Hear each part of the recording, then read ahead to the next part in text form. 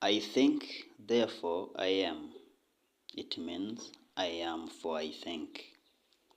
Alright, dear listeners, welcome back to NC English Classroom. Today, we are going to see the difference between hearing and listening. Hearing, and listening. Alright, both these verbs, it's verb to hear and verb to listen. Now, verb to hear, H-E-A-R, and to listen, L-O-I-S-T-E-N. And both of them, we add ing to make hearing and to make listening. Now,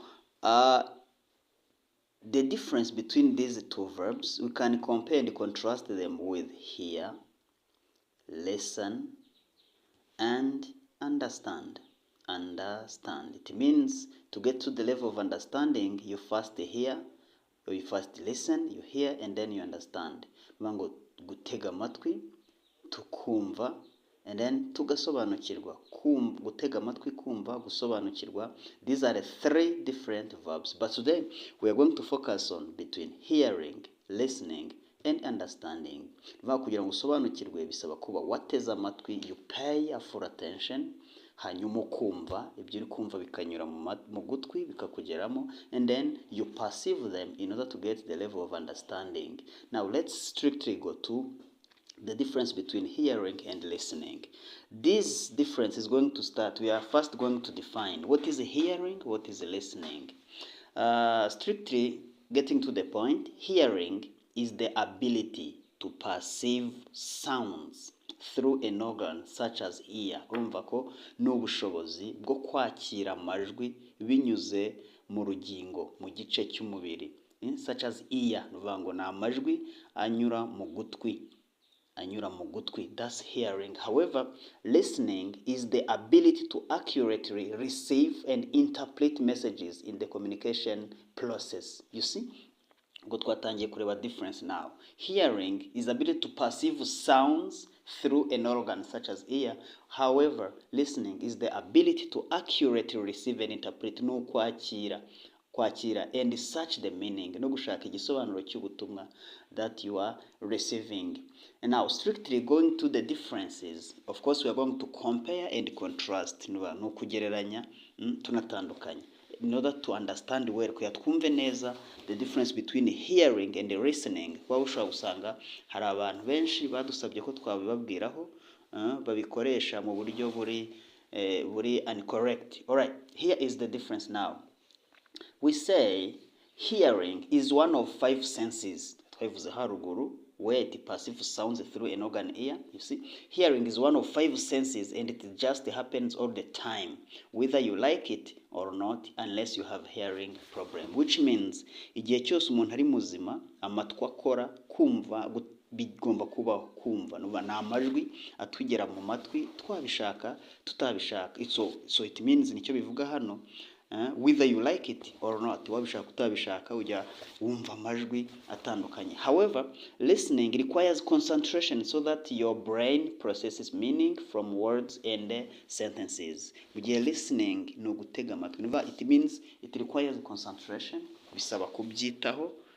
It means ushatse ntiwatega amatwi, ariko kumva byo, hearing, it's a master. Now, hearing is a skill where you use your ears only. However, listening uses different senses like the sense of hearing, seeing, and sense of touch.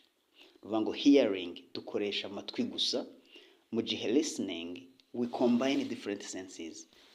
Hazamo amatwi, hearing, seeing, kureba, and sense of touch, ndetse no gukora, kubera ko ni attention, and you pay attention. You paying attention aribyo twita listening. Of course, you hear, urumva, and you see, you watch the speaker, ureba, witegereza, uvuga, and sometimes you touch on something.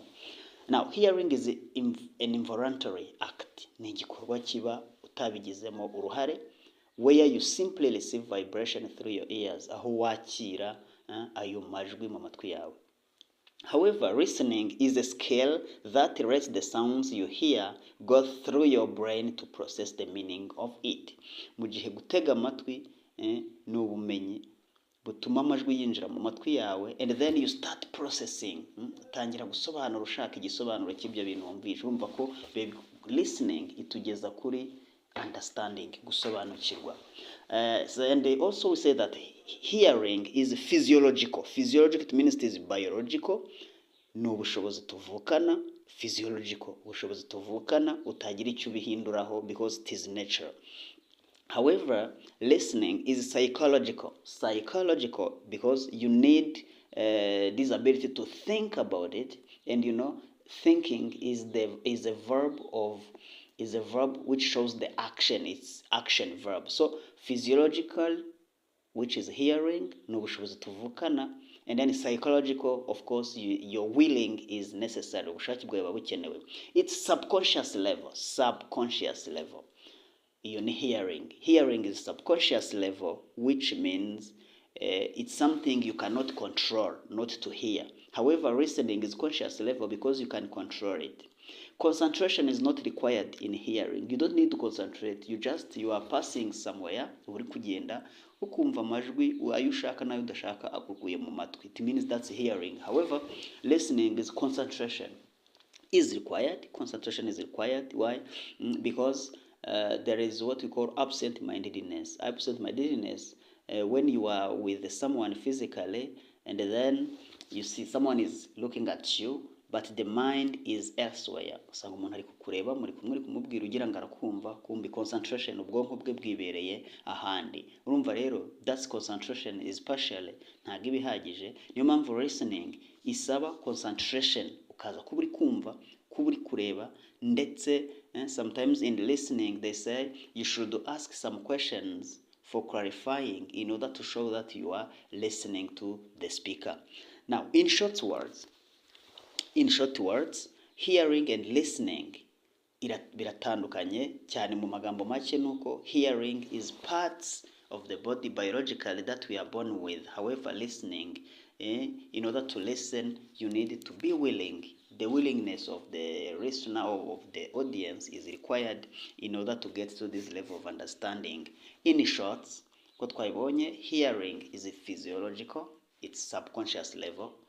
Concentration is not required, and also hearing simply happens whether you want it or not, unless you have a hearing problem. However, listening is psychological, conscious level.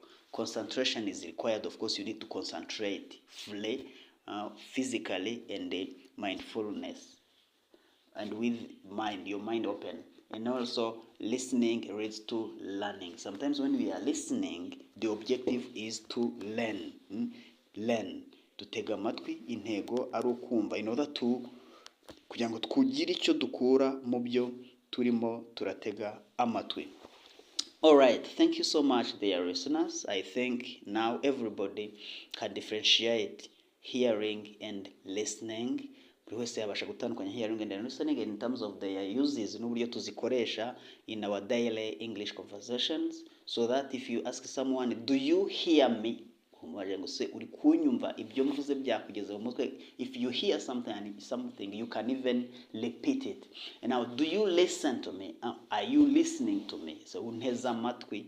And then if you uteza amatwi, it means you will get the level of understanding, uzasobanukirwa, and then ube wabasha even to paraphrase what have been said in your own words to show that you are listening. And remember, ubwenge, knowledge or skills is something you have stayed with after forgetting, something that you remember after forgetting. Nicyo wibuka nyuma yo kwibagirwa. Now, dukomeze dukoreshe aya magambo neza rero ko bikwiye, so that the meaning that we are giving in terms of the communication should be clear to our listeners. So thank you so much for today's session.